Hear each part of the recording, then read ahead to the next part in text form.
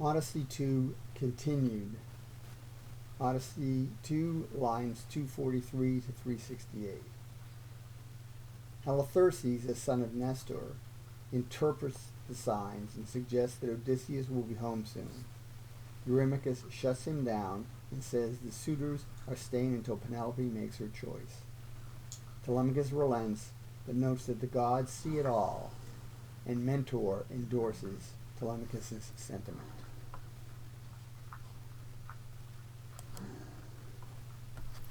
The old hero Halitherses, then, the son of Nestor, that of all old men his peers in that court only could foresee by flights of fowl men's fixed destiny.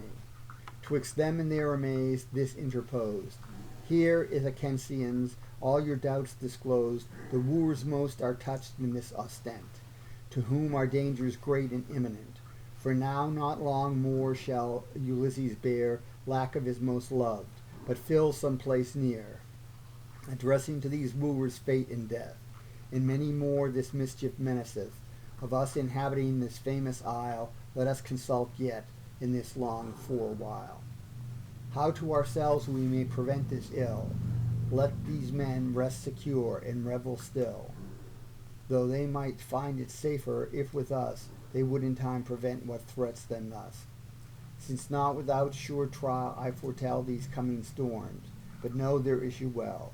For to Ulysses all things have event, as I foretold him, when for Ilion went the whole Greek fleet together, and with them the abundant in all counsels took the stream. I told him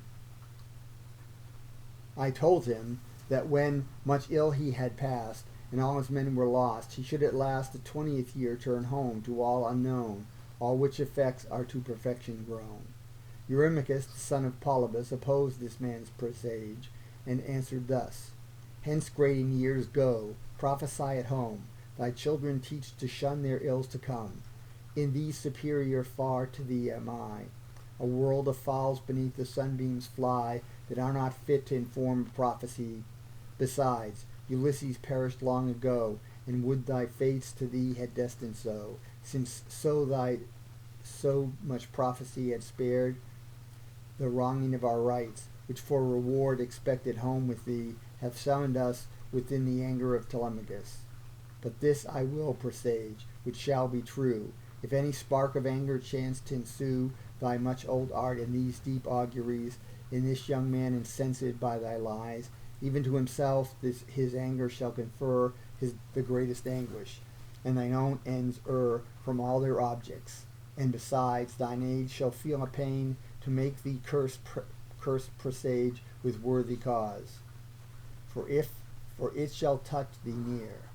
But I will soon give end to all our fear, preventing whatsoever chance can fall in my suit to the young prince for us all, to send his mother to her father's house, that he may sort her out a worthy spouse, and such a dower beside as may befit one loved, to leave her friends and follow it.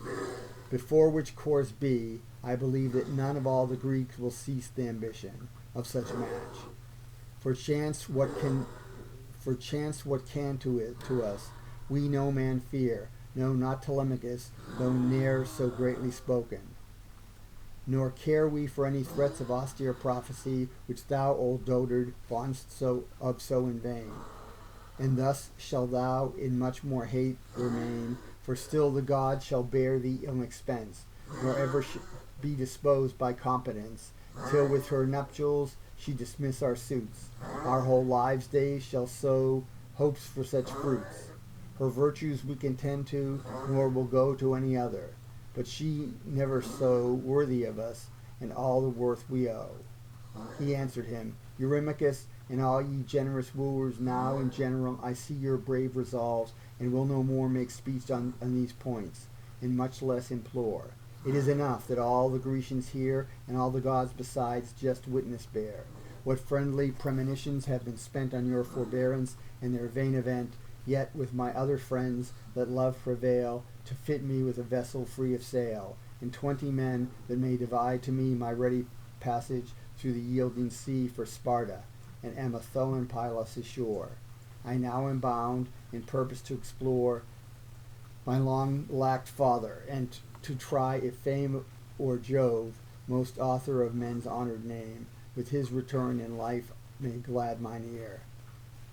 Though toiled in that proof I sustain a year, if dead I hear him, nor of more state, here retired to my loved country, I will rear a sepulchre to him, and celebrate such royal parent rites as fits his state, and then my mother to a spouse dispose. This said, he sat, and to the rest arose Mentor, that was Ulysses' chosen friend, to whom when he set forth he did commend his complete family, and whom he willed to see the mind of his old sire fulfilled, all things conserving safe till his retreat.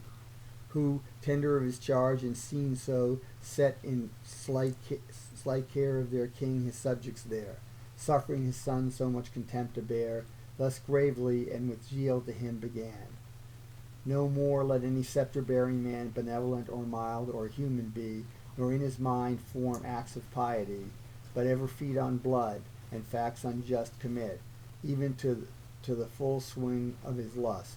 Since of divine Ulysses no man now, of all his subjects, any thought doth show, all whom he governed, and became to them, rather than one that wore a diadem, a most indulgent father. But for all that can touch me within no envy fall, these insolent wooers, that in violent kind commit things foul by the ill wit of the mind, and with the hazard of their heads devour Ulysses' house, since his returning hour they hold past hope. But it affects me much, you dull plebeians, that all this doth touch your free states nothing, who, struck dumb, afford these wooers not so much reek as a word, though few, and you with only number might extinguish them to them the profaned light.